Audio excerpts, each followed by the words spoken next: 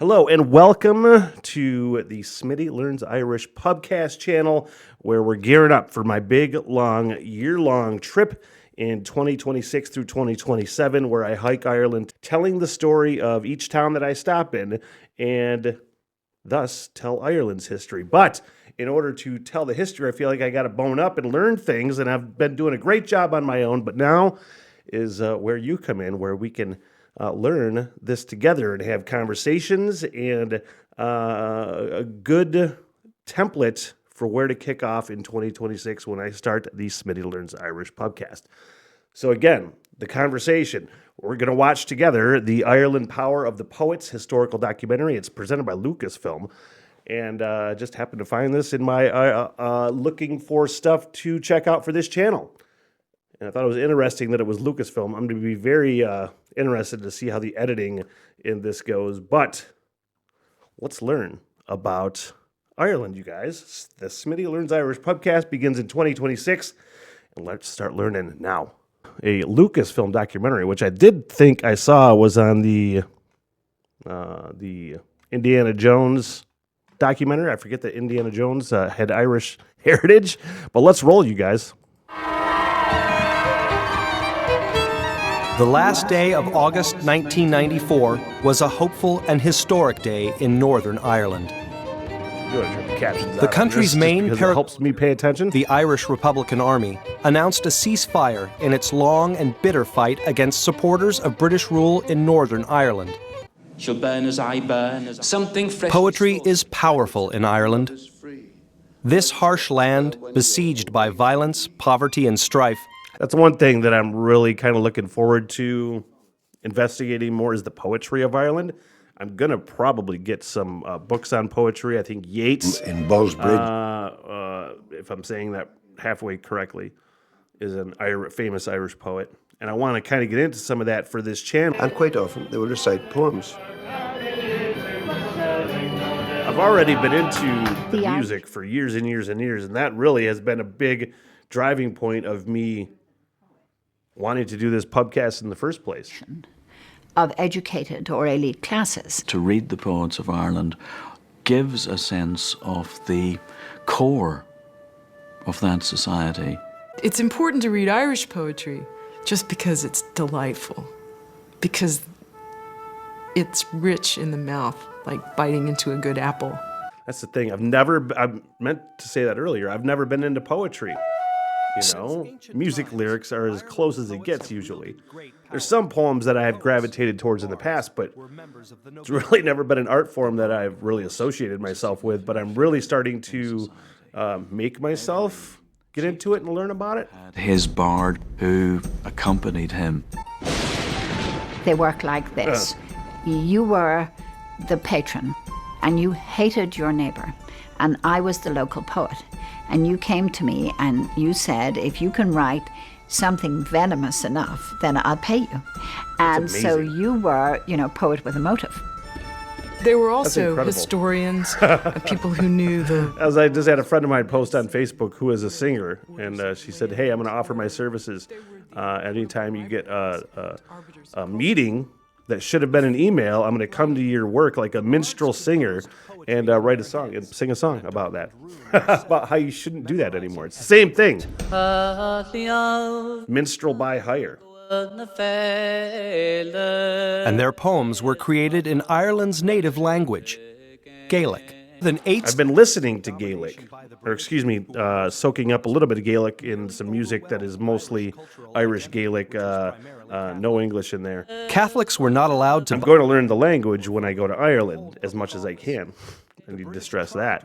It's a hard language to learn, and I feel like music is probably the biggest sort of way you can kind of ease yourself into that, because the music that I've listened to that is in the Irish language is fucking beautiful and amazing. And I can't wait. I'm going to check out Kneecap at some point, which is Irish Gaelic hip-hop. Hip-hop's not my preferred art form musically, so I don't know how that's going to hit. Though they kept their voice alive, Ireland's poets had to do it with what was to them a foreign language, English. We took the language that humiliated us and we told our story in it. That's the real truth of Irish. That's powerful. So I was wondering, I know that Irish Gaelic is an oral language rather than a written language, and it got written down when Say, I amn't. Anglo-Saxons and English came over and said, hey, you should write this in our fucking language. Anyway, but I was wondering, when I was listening to that Their crooked seams. music with Irish Gaelic singing, I'm like, I wonder how many songs and poems survived. Freckled I 6-year-old. know a lot of the stories. The only reason the stories and the myths survived in Ireland is because it was written down in English. Was nothing more than But lost and how. I don't know if any songs had to have survived, right? When I Up until the early 20th century, contemporary Irish literature barely existed in the world's imagination. Everyone looked to England for great literature. But one man changed all that. Is that right? Yeats? William Butler Yeats set out to revive Irish literature. I know shit. His poetry and plays drew upon Celtic mythology and unleashed a distinctive Irish voice. Yeats was awarded the Nobel Prize for Literature in 1922, the first Irishman to win that mark of distinction. One of the things Yeats did was he showed I'm going to be looking at all of these names and looking them up and probably buying a book or something, maybe a collection of Irish poetry. That's what I could pick up.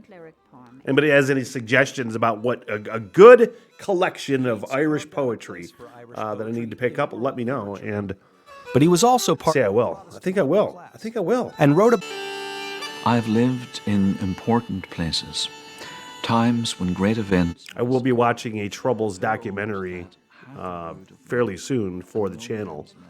As again, just a good reason to get a conversation going. And That was the year I look at that, and I look at what's happening in the United States right now. Recording date February 26th, 2025. in Ballyrush and Gorch. And I had a friend that says, I couldn't ever see us having a civil war and having brothers fighting brothers in the United States. And I'm like, all you got to do is look at very recent fucking history. Between my finger and my thumb, the squat pen rests, snug as a gun.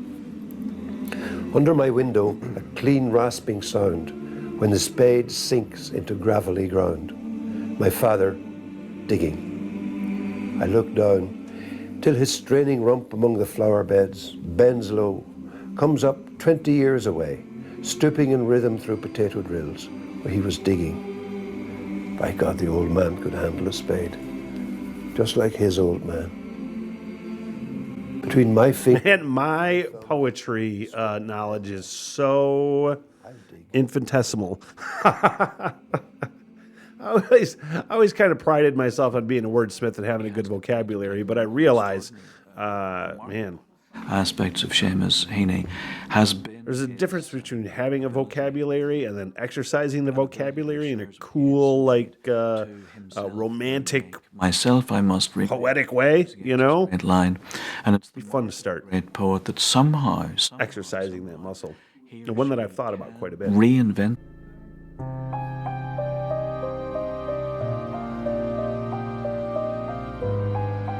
I can see her drowned body in the bog, the weighing stone, the floating rods and boughs, her shaved head like a stubble of black corn, her blindfold a soiled bandage, her noose a ring to store the memories of love.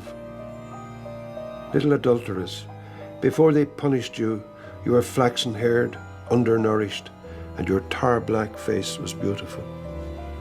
My poor scapegoat. The power of words, I man. almost- That's one thing I just try to live by, and I try to get through to anybody that doesn't think arguing with people that you don't agree with is fucking worth it. You know what I mean? Because the power of words work, and you keep saying them, and you keep spreading the word, and you keep getting enough people to say the things, and that shit works. Minds change. It takes a lot of work, and it takes a lot of effort, and it seems like it's fucking impossible sometimes. But, words are important. Say it's terrible, it's terrible, it's terrible. But on the other hand, understand the society. They grow small and we dig them in the It was fantastic and well worth the time. Every aspect of Irish culture that I come across, some aspect of it is just fascinating to me, and it leads to another connection that I've heard before and learned before. And I can't wait, man, over the course of a year, and I really am planning on this to some extent, to do a lot of writing when I'm over there too, to write my own poems. And if they're good, you might see them. If they're not good, you probably almost certainly will not.